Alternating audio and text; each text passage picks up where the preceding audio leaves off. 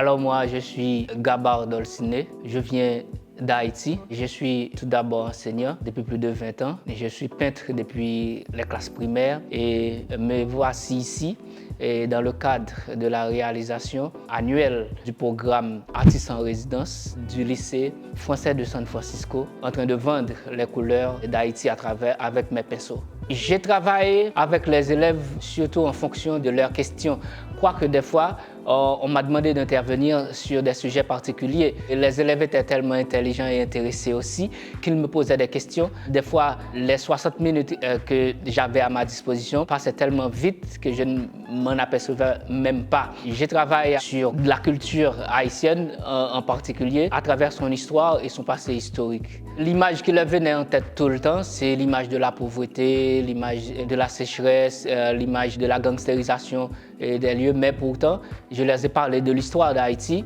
qui les était extrêmement intéressante. Ils ne savaient pas que Haïti faisait partie des pays qui étaient plus riches, non seulement culturellement, mais aussi à travers l'histoire, à travers aussi ces richesses sous-marines ou ce qu'on peut trouver dans le sous-sol haïtien, etc. On récolte de la banane, on en consomme.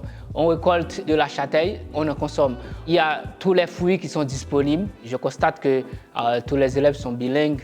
Donc j'étais à mon aise dans les salles de classe et avec les deux langues. Nous avons parlé d'art, nous avons parlé un peu de l'histoire de l'art, de l'évolution de l'art, donc préhistorique, primitif, Moyen-Âge, Renaissance, l'art moderne, nous avons tout décortiqué. Je peins tous les styles, mais particulièrement je m'accroche à la peinture primitive. Dans la zone où j'ai grandi, presque tout le monde peut faire quelque chose, ou bien dans la sculpture, ou bien dans la peinture, en art bien particulièrement. Et je rends hommage à des gens venant de mon quartier. Tout le monde sait faire quelque chose. Et j'aime beaucoup plus la nature morte qui reflète beaucoup de détails. Ça ne représente pas vraiment la vie en général en Haïti. En Haïti, il y a des très belles villes, mais j'aime peindre la campagne, la vie campagnarde. Ce que j'ai préféré ici, c'est l'accueil et la gentillesse des gens, comme si tout le monde m'attendait. Je suis très content de recevoir de temps en temps des petites visites venant de tout un chacun, venant voir ce que je suis en train de réaliser à la fresque, donc me complimenter. Donc ça me donne du chaud au cœur et me pousse à aller vers l'avant.